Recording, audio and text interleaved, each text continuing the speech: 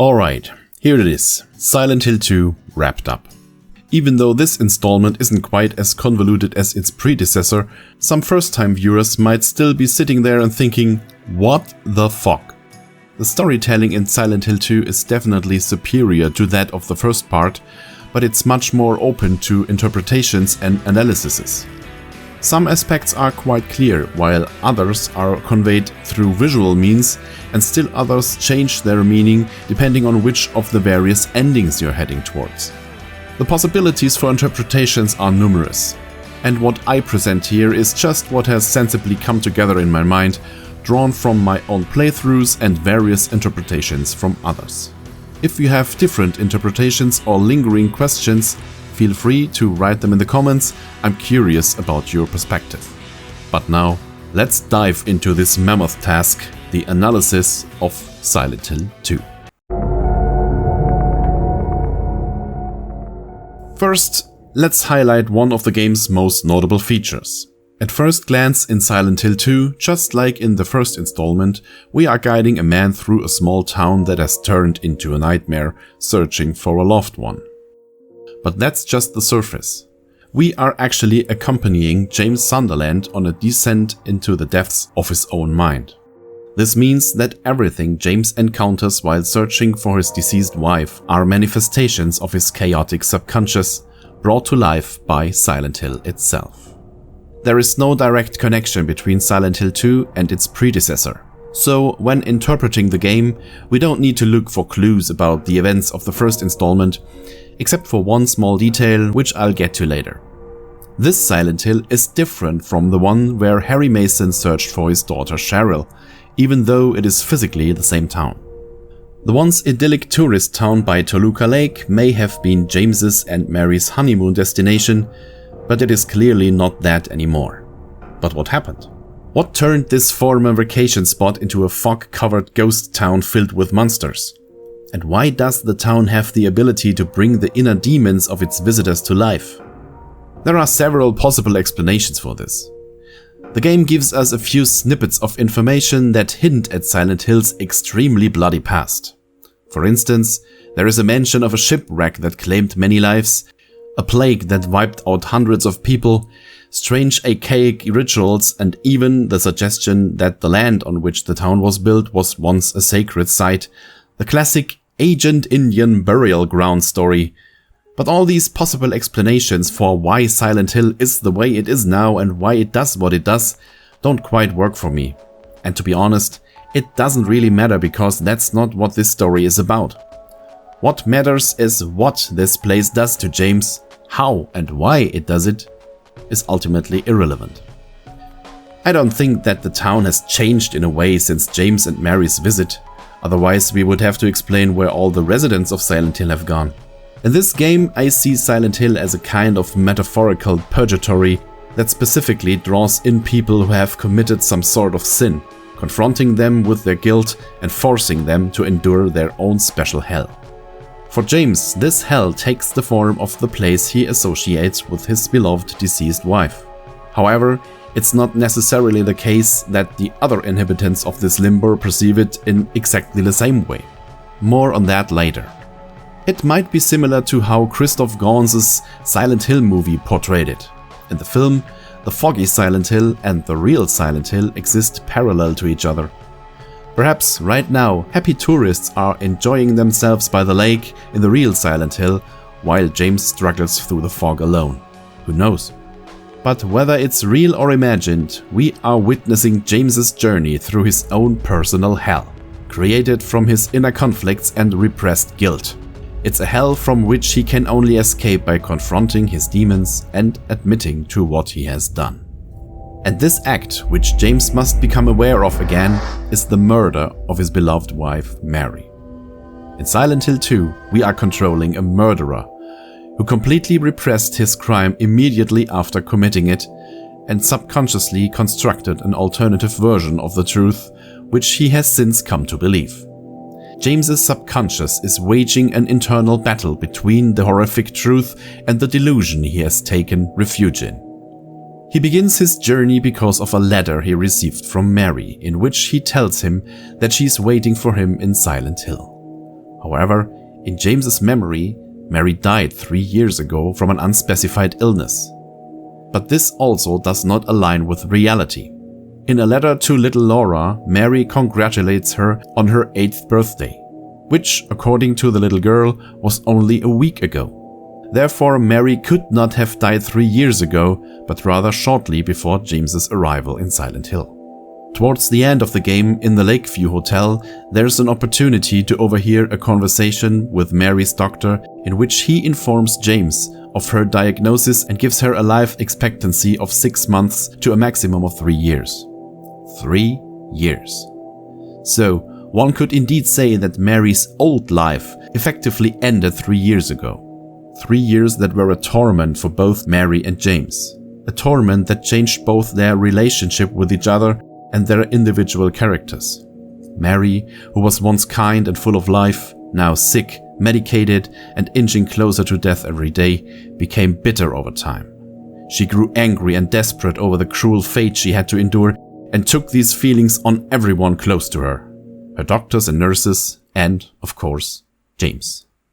At first, James did everything in his power to support Mary, to be a good and faithful husband to her during this difficult time, and he endured her increasingly frequent mood swings and outbursts as he also understood what she was going through.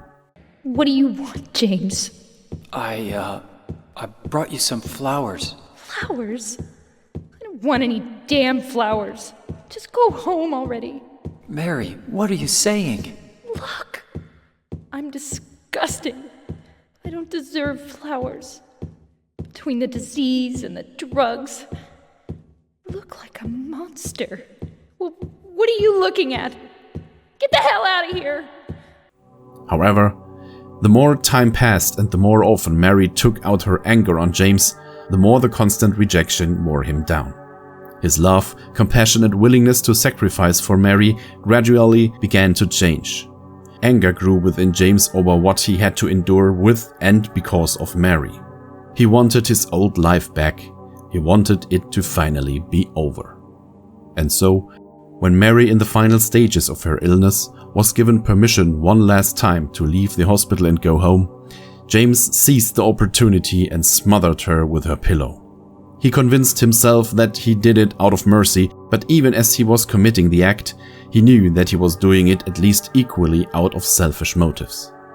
He wanted Mary out of the way, once and for all. Immediately after Mary's death, still in complete shock over what he had done, James took Mary's body away from their home. At least that's what can be inferred from a scene in the game's intro.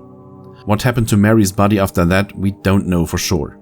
However, there are several indications that James' original plan was to drive to Silent Hill with Mary's body to their special place and commit suicide in Toluca Lake to be reunited with her. It is quite possible then that Mary's body has been in the trunk of James's car the entire time. But why didn't James go through with his plan?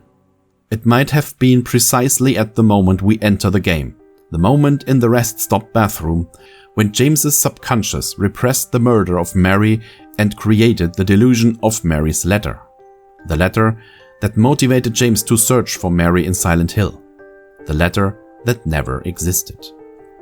The lines from James's imagined letter are actually just the opening lines of the real letter Mary wrote and had set aside for James in case of her death. How James came by the exact wording of the opening lines is unclear. Perhaps he saw the letter lying on Mary's nightstand and had only a brief chance to read the beginning. It's not exactly known. That the letter James has been carrying from the beginning of the game does not actually exist becomes clear at the end.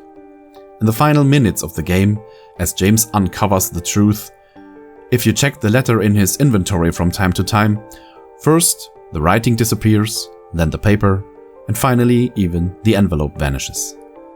Just as the letter that set everything in motion was a creation of James's mind, so too is everything else James encounters in Silent Hill merely a projection of his subconscious. For example, the doll where James finds his flashlight is dressed in Mary's clothes. All the corpses James finds along the way are, upon closer inspection, himself. At least the bodies are modeled based on James's character model. Some of these dead bodies represent what might happen to James if he fails to complete his journey. Even the omnipresent fog, which has become almost synonymous with Silent Hill, is to be taken quite literally as a representation of James's clouded mind. The locations James traverses on his journey are also often carrying significant symbolic meaning. For example, James's initial march through the forest towards Silent Hill, which is unusually long for a video game, could be interpreted as his descent into another world, a journey into the underworld. Similarly, the lengthy silent boat ride through the fog to the Lakeview Hotel represents his final departure from the normal world. The apartment building at the beginning simply holds a few nasty surprises for James. In contrast, the hospital confronts James with memories of Mary's time there, especially when the hospital transforms into a nightmarish version of itself, with infected walls and a generally decayed and infectious appearance. Here, illness and death become the overarching themes. In the prison, however, James's subconscious completely unravels. What initially appears to be a normal, albeit run-down prison quickly turns into a confusing labyrinth, a paradoxical hell where nothing makes sense.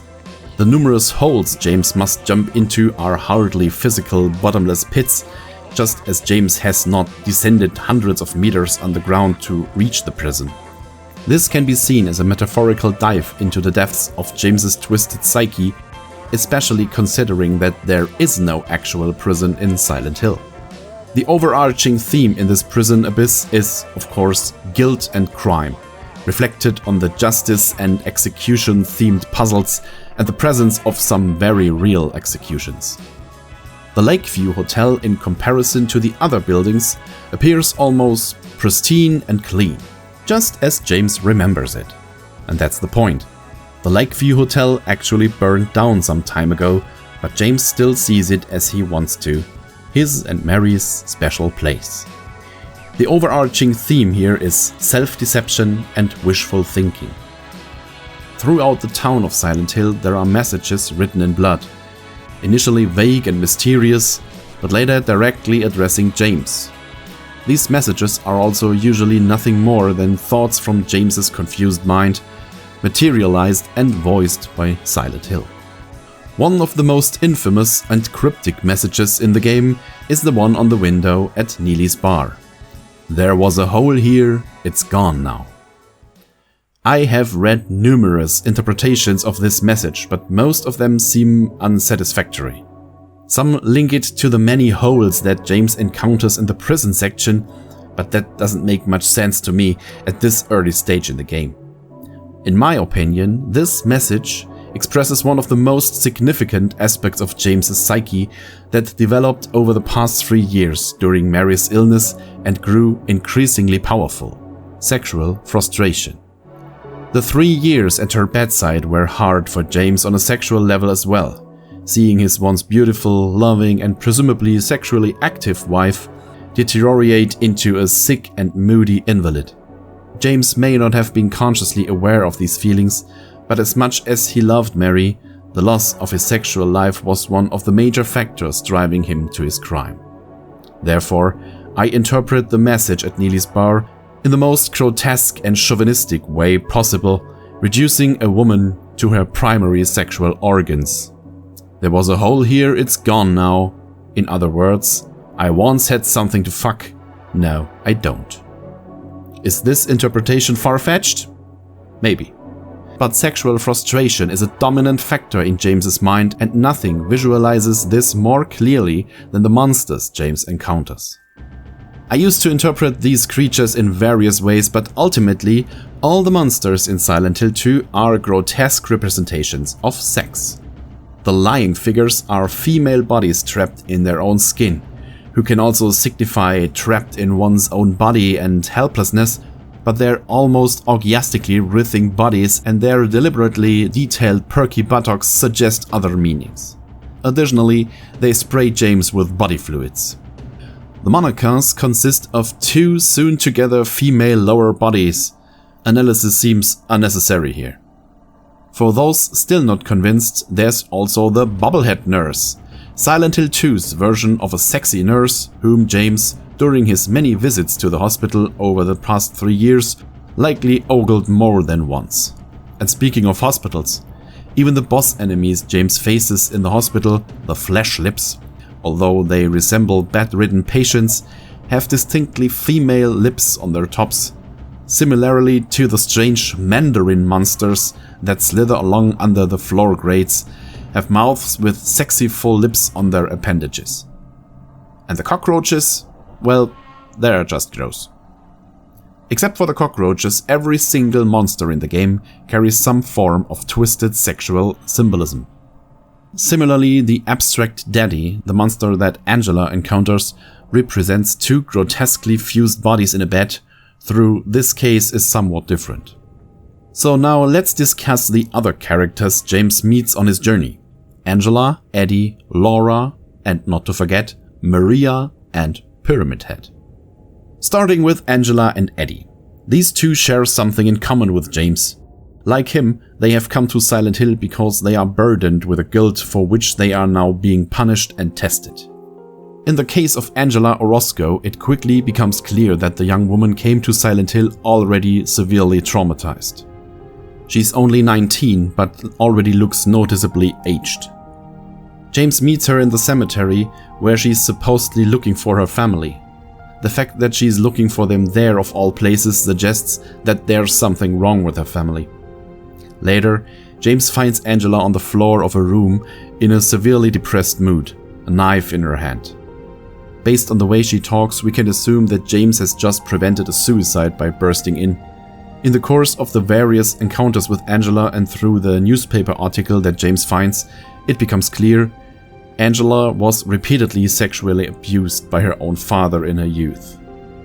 This is ultimately made clear by the room in which James fights the abstract daddy on Angela's behalf.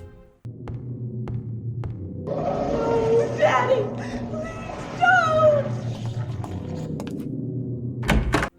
Not only is this monster a grotesque visualization of rape, the whole room also suggests it, with rhythmically pounding pistons in a wall of flesh.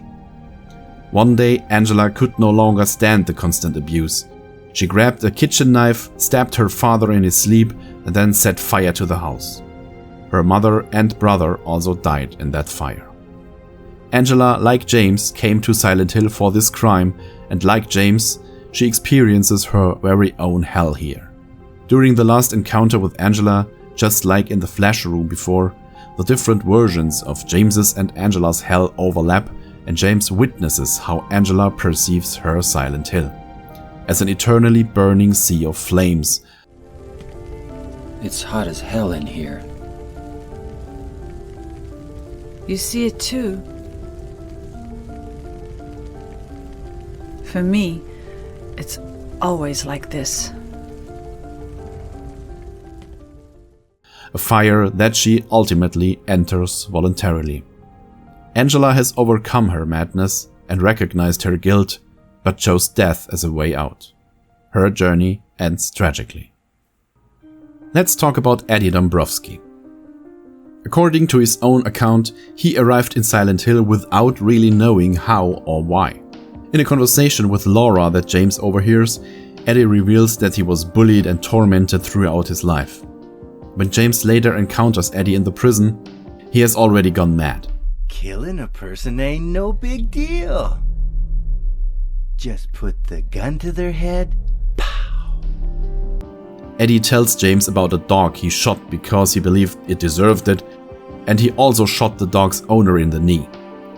Shortly after, Eddie arrived in Silent Hill, where he committed his first murders. Whether real or imagined is unclear.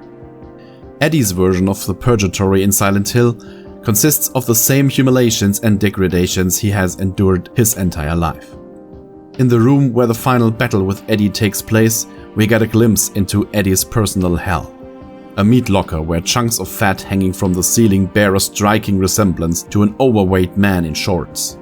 James himself becomes part of Eddie's humiliation through his initially friendly but ultimately very insensitive remarks, as he bluntly asks Eddie if he has gone insane.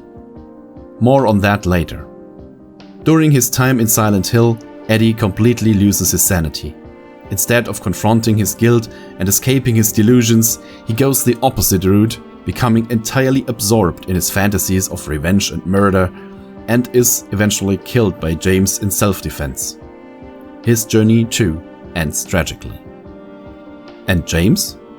Whether his journey ends tragically or well is up to the player to decide, but we'll delve into that later. Then there's the character who was hardest for me to understand for a long time, little Laura. Her presence in Silent Hill is different from all the other characters. She didn't come to Silent Hill because of a crime she needs to atone for. She's a child and free of guilt. Thus, she doesn't perceive the city as a nightmarish place full of monsters. This is no place for a kid. There are all sorts of strange things around here. I can't believe you haven't even gotten a scratch on you. Why should I? For Laura, there are no monsters in Silent Hill.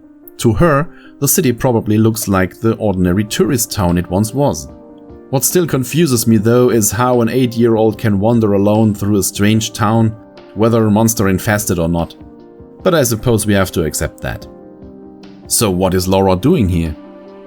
Laura is an orphan who befriended Mary at the hospital sometime in the last 3 years. This must have happened during a period where James had taken a longer break from Mary and hadn't visited her for a while. This would explain why James had never met Laura before, Laura's negative opinion of James and the blunt accusations she makes towards him. Mary must have told Laura some harsh things about James during her bad days, things she later regretted as she mentioned in her letter. But Laura retained them. Apparently, no one at the hospital thought it necessary to inform Laura about Mary's death, because she was unaware and is now searching for her friend, whom she believes is in Silent Hill, a place Mary likely mentioned often. Although Laura is quite a spoiled little brat, she serves as a sort of conscience for James. Children speak the truth, and she confronts James with the harsh reality, or at least what she perceives as reality, often and brutally. For instance, she claims James never really loved Mary. Even though that is not entirely true, it forces James to reflect and question his own delusions. In this way, Laura inadvertently helps him reconsider his perceptions. In stark contrast to the perhaps most mysterious person in Silent Hill 2, Maria. I've already discussed the manifestations that stem from James's sexual frustration, but Maria takes this to the extreme. When James arrives at the Rosewater Park, the first location in Silent Hill he associates with Mary, he doesn't encounter his wife, but rather Maria, an alternate, more provocative and seductive version of Mary. During Mary's illness, James may have fantasized more than once about a life with a flirtatious, sexy version of Mary, and this is the result. Maria consistently reacts with hostility when James brings up her resemblance to Mary. She doesn't want to be compared to Mary and roughly reminds James that Mary is dead. She also insists that she's real and not a ghost or hallucination, not least to convince herself of that fact. Even though Maria is real in this version of Silent Hill, she is a creation of James's mind, born from his desire for a more attractive and sexually active Mary, born from a wish. In the eponymous bonus chapter we learn more about Maria. It becomes clear that she is not merely a hallucination, but a real person who materialized in this world with an actual past. Apparently she was employed at Heaven's Night, a gentleman's club, likely as a stripper or waitress. This is suggested by the fact that she possesses the 3 keys to the club's back door and the poster seen in the background of the very first scene of the game. In the club's back room, Maria comes to life. Unaware of what has happened to her, she initially tries to figure out what is going on, but quickly realizes that her true goal is James, despite being warned by Ernest that this James is not a good man. Let's briefly discuss Ernest Baldwin. There isn't much to say about him. I find him and his absence in Born from a Wish more annoying than helpful for the plot. We learn about his tragic story of losing his daughter, but he himself seems to be... what exactly? A ghost? Somehow this doesn't fit with the rest of the game's concept. On a meta level, the developers probably just needed someone for Maria to interact with. Since Maria is only real to James, they had to come up with something. This part seems rather underdeveloped and carelessly tacked on compared to the rest of the game, not to mention the numerous spelling errors in the German version and somewhat lazy reuse of the apartment building. However, if I had to interpret Ernest in a meaningful way, he could be seen as just another manifestation of Silent Hill's voice. Just as the bloody messages are for James, Ernest's voice serves as a similar function for Maria, as he knows things he shouldn't. But back to Maria. As mentioned, she is as real to James as anything else in Silent Hill, but only to him, as she is part of his personal scenario. Maria is aware of this, which is why she refuses to go to the bowling alley where Eddie and Laura are. Her claim that she couldn't catch Laura because she was allegedly too fast is likely a lie. Maria does not want to encounter anyone other than James. Laura and Eddie would not be able to see Maria, which could lead to awkward situations and unnecessary questions. The last thing Maria wants is for James to question her and her existence. She wants James to focus on her, forget Mary, and accept her as his new companion. To achieve this, Maria not only flaunts her physical allure, but also actively plays the role of the vulnerable, needy woman seeking protection from James and reacting extremely irritably when he does not respond as she expects. She fluctuates dramatically between the roles of seductress and damsel in distress, trying to bind James to her in multiple ways. Maria wants James's illusion to hold together, as otherwise she would cease to exist as well. Even though Maria is a product of James's sexual fantasy, it seems that deep down, James is starting to sense that this illusion cannot last. In the hospital, Maria, who had previously been perfectly healthy, suddenly begins to feel unwell and needs to rest. A scenario reminiscent of Mary and her illness. Even within his sexualized delusion, themes of illness and death repeatedly emerge. After their reunion in the hospital, Maria initially reacts with anger towards James, accusing him of abandoning her, but then immediately throws herself at him, begging for protection. Anyway! What do you mean, anyway? You don't sound very happy to see me. I was almost killed back there. Why didn't you try to save me? All you care about is that dead wife of yours. I've never been so scared in my whole life. You couldn't care less about me, could you? No, I just... Then stay with me. Don't ever leave me alone. You're supposed to take care of me. She insists that James must take care of her, mirroring how Mary in her final days would constantly reject James and then plead for his help. By the way, kudos to Monica Taylor Horgan, who voices both Mary and Maria. She excellently switches between Mary's gentle tone and Maria's more assertive voice within one dialogue, effectively using Mary's speaking style to further bind James to her. But the moment James is ready to fully embrace Maria, Pyramid Head intervenes and abruptly severs that connection with his sword. James's dream woman is dead. The illusion is destroyed, and James, after a brief period of resignation, regains his senses. His delusion begins to crack. When James later encounters Maria in the labyrinth of the prison, something seems to have happened to her in the meantime. Maria appears to switch randomly between her two personalities. Sometimes she remembers the incident with Pyramid Head, sometimes she doesn't.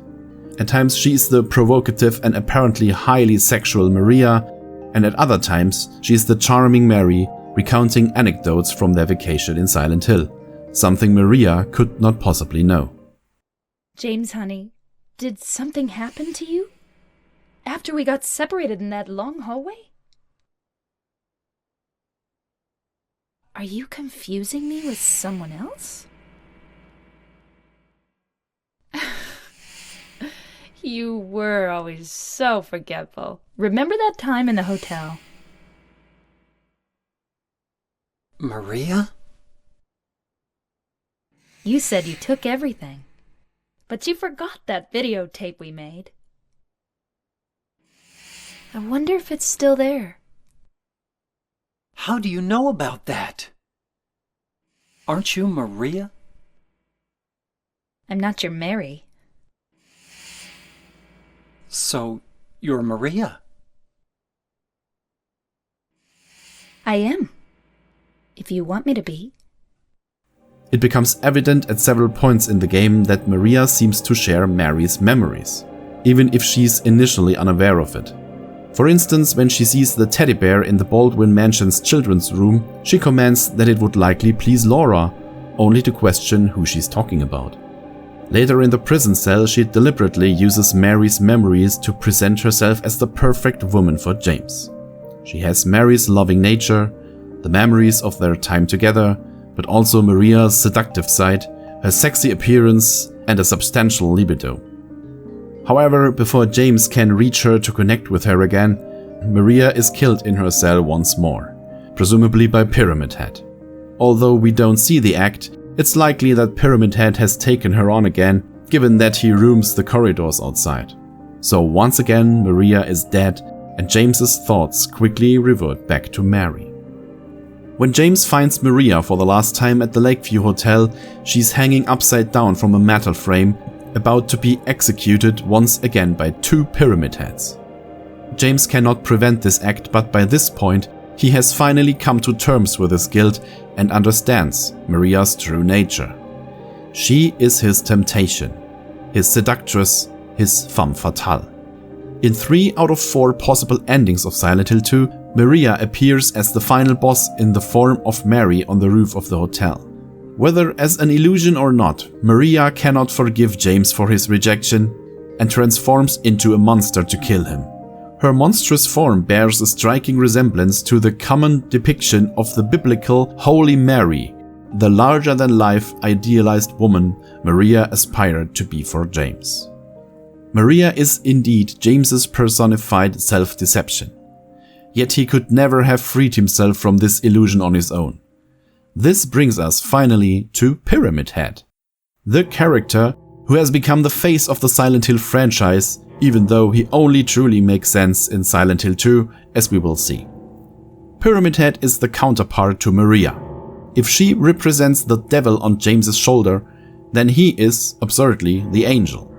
His appearance is modeled after ancient executioners, reminiscent of those who might have operated in the Silent Hill area as seen in the Historical Society. One might think that Pyramid Head's role is to punish James for his sins, which he certainly does, but a closer look reveals that Pyramid Head is less interested in killing James than in guiding him towards the right path. Don't believe me? Let's briefly go through all of Pyramid Head's encounters. The first time we encounter him is in the hallway of the apartment building. Here, he does nothing but stand there. He presents himself to James, nothing more. The next time we see him, he's in one of the apartments assaulting 2 Monicas. This again hints at James' out-of-control desire for sex. When James foolishly shoots at Pyramid Head from behind a wardrobe, Pyramid Head doesn't attack, but instead leaves the apartment after a brief hesitation. Later, James encounters Pyramid Head in the stairwell of the apartment building, where a fight actually occurs. However, Pyramid Head seems sluggish and almost disinterested. The fight feels strange, as though Pyramid Head is holding back in some way, and after a few ineffective hits from James, the helmeted executioner disappears once again. The next meeting is on the roof of the hospital, where Pyramid Head merely shoves James off the roof. This could be his version of a well-intentioned warning. This happens shortly after James begins to develop feelings for Maria. When James actually starts a relationship with Maria, Pyramid Head becomes serious. He chases James and Maria through the labyrinthine basement, but only catches and kills Maria. James once again escapes unharmed. In the prison labyrinth, Pyramid Head wades through the flooded basement corridors and attacks James if he gets too close. However, these are precisely the corridors leading to Maria's cell. Pyramid Head's goal is to prevent James from reaching Maria. The final encounter takes place in the Lakeview Hotel, where Pyramid Head, now in double form, ceremonially executes Maria for the 3rd time. This leads to a significant fight between James and the two Pyramid Heads. However, I see this fight more as a metaphorical final test for James. Here too, James does not win outright, the two Pyramid Heads end up destroying themselves. They have recognized that James is now capable of confronting his self-deception on his own. Pyramid Head's work is done, and his task is complete. The presence of two Pyramid Heads at this point can be explained as follows. On a gameplay level, the boss fight is obviously made much more challenging by the doubling of Pyramid Heads, however this alone would be a rather weak explanation. There is actually a deeper symbolic meaning behind this duplication. Pyramid Head symbolizes the murder of Mary. But since James's last encounter with him, another life has been taken by James's hand. Eddie's. In the final confrontation, James has two deaths on his conscience. The doubling of the executioners is therefore a metaphor for the two lives that weigh on James. Pyramid Head is less of an unstoppable nemesis relentlessly pursuing the hero and more of a grotesque form of a guardian angel. His task is to free James from his delusional world. As bizarre as it may seem when considering his appearance and brutal methods, Pyramid Head is actually the good guy in this story. Well, and Laura, but she's a spoiled little brat, so hooray for Pyramid Head! But what about Angela and Eddie? Do they have a watching entity in their Silent Hill trying to get them back on the right path? Indeed, they do. For Angela, it's relatively straightforward. She encounters the monster Abstract Daddy, which James also faces at one point. The creature symbolizes Angela's suffering and reminds her of why she committed the murder of her father and that she had a plausible reason for her actions. Unfortunately, this method did not have the desired effect on Angela, as we witnessed. And Eddie? Who makes him realize that he's on the wrong path, that killing people is unacceptable and that he might be losing his mind? That's right, it's James. A man who, in Eddie's eyes, embodies everything he hates. Good-looking, socially accepted, seemingly friendly, who nonetheless sees in him just a fat loser like everyone else. This leads to the final confrontation between Eddie and James, where Eddie unfortunately meets his end. Pyramid Head is thus an incredibly multi-faced character, but his significance only makes sense within the specific context of Silent Hill 2. His appearance in other media like Silent Hill Homecoming, the Silent Hill movies, as a killer in Dead by Daylight, and other less fitting contexts are merely fan service, unfortunately ignoring the character's deeper meaning. The poor Pyramid Head seems doomed to exist as a Konami mascot until the end. Speaking of end, let's get to the end, or rather the multiple endings, because in proud Silent Hill tradition, the game naturally has more than one possible conclusion. Unlike in the first game, I think it's worth diving into the different possible outcomes of the story here. There are a total of 6 different endings. 3 regular and 3 for replaying the game, 2 of which are joke endings. Let's start with the 2 joke endings. The first is the infamous dog ending, where James can use a special key to open a certain door in the hotel and find a control room where a Shiba Inu is apparently orchestrating all the events. Yeah, exactly. The second joke ending is another UFO ending, similar to the one in the first game. After James uses a blue gemstone he found at various points in the game, he is abducted by aliens. There, he encounters Harry Mason, who was abducted in the UFO ending of the first game and who naturally asks about his daughter. James, in turn, asks about Mary, and then he's shot by aliens. Well, it's a fun addition if you played through the game multiple times. To unlock the dog ending, you actually need to have unlocked all the other endings first. But now let's talk about the serious endings. Silent Hill 2 has 2 key characteristics when it comes to its endings. The first is how these endings are unlocked. The 3 bonus endings are triggered by finding and using specific items. For the 3 regular endings, it's a bit more complicated. In contrast, Silent Hill 1 had exactly 2 factors that determined the ending, resulting in 4 possible outcomes. Easy. Silent Hill 2, however, makes the ending depend on how you played the game.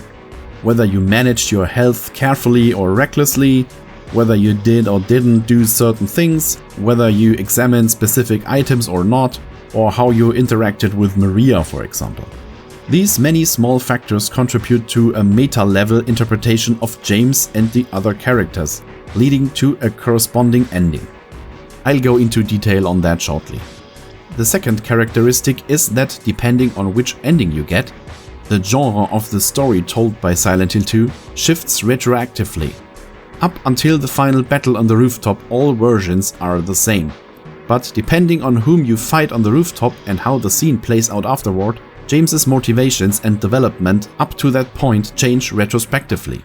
Even the letter from Mary, which is exactly the same in every ending, feels completely different depending on the context in which we hear it. For example, let's consider the bonus ending Rebirth. Starting from the second playthrough, James has the opportunity to learn about an occult ritual that can supposedly resurrect the dead. This ritual is also mentioned in Born from a Wish, as Ernest tried to use it to bring back his deceased daughter. It's implied that this ritual traces back to the cult, or the old gods referenced in Silent Hill 1, making it a rather unholy ritual, giving the cult's actions in that game. So James gathers all the necessary items and, after the battle with Maria, he takes Mary's body by boat to a small island on Toluca Lake to perform the dark resurrection ritual. Its outcome is uncertain. James cannot live without his Mary, so he turns to dark forces to bring her back in this way. The story thus becomes a punishment plot. Punishment because, let's face it, which story involving an occult ritual to bring someone back to life ever ended well for the person performing the ritual? In this ending, we don't get to read the actual letter from Mary, as Mary will soon be able to tell James what it says herself, if he's lucky. Now let's discuss the 3 significantly more interesting regular endings and how to achieve them. In classic Silent Hill fashion, a typical playthrough of the game without special measures, usually the first playthrough, leads to the worst ending, known in this case as the in-water ending. In this scenario, James comes to terms with his actions at the end and renounces Maria, not without Maria adding salt to the wound one last time. There's a scene at Mary's hospital bed where James, presumably only in his imagination, gets to have a final clarifying conversation with Mary. Despite Mary's understanding demeanor, James cannot bear the weight of his guilt. He takes Mary's dead body outside to his car, drives to Toluca Lake, and completes the reason he originally came to Silent Hill: suicide. As mentioned, this is the ending you are most likely to get if you simply play through the game without much consideration. Criteria for this include, among other things, rarely healing James or keeping him in the red health zone for extended periods. This metaphorically reflects James' indifference to whether he lives or dies. Additionally, there are various items and hotspots associated with suicide that, when examined, trigger this tragic ending. These include Angela's knife, the suicide note on the roof of the hospital, the second message on the wall in Neely's bar suggesting James to simply kill himself to reach Mary, and the headphones in the hotel that replay the conversation between James and Mary's doctor from 3 years ago when Mary received her diagnosis. As a typical player tends to interact with everything, this inevitably leads to the in-water ending. In this ending, the plot of the game becomes a tragic love story, where James not only fails to get Mary back, but also does not learn to cope with the situation, ultimately leading him to despair. Mary's letter in this scenario is heart-wrenching, as she actually forgives James and wishes him well for his future, a future he has now ended. The remaining 2 endings are, in a sense, direct opposites: the Maria ending and the Mary ending. In the Maria ending, James ultimately gives up on Mary and chooses Maria. However, on the rooftop of the hotel, instead of Maria in Mary's form, Mary herself awaits him. Mary makes James confront his guilt for what he has done and does not accept any of his excuses or justifications. Unable to forgive him, Mary transforms into a monster and attacks James. After the battle, James and Maria meet again at the lake's promenade. James openly commits to Maria and leaves Silent Hill with her to start a new life together.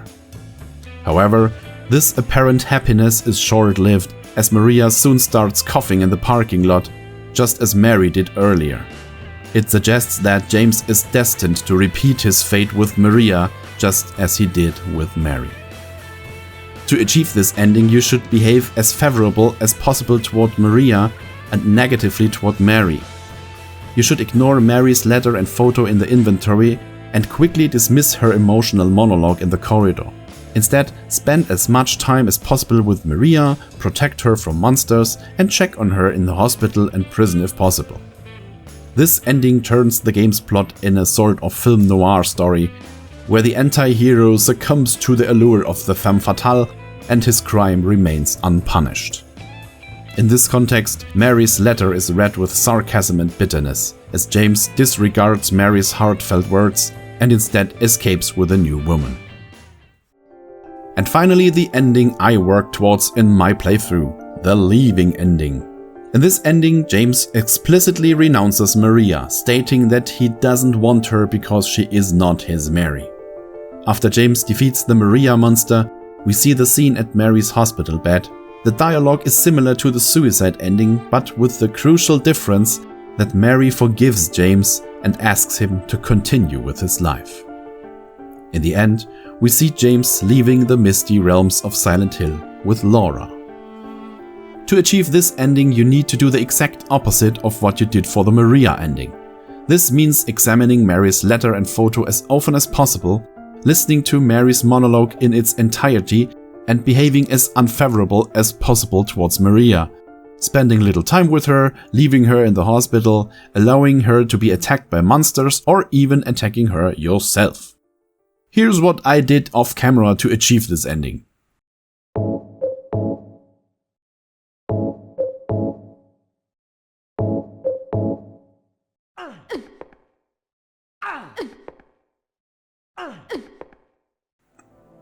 Additionally, you should keep James in good health, playing in a, you could say, life-affirming manner.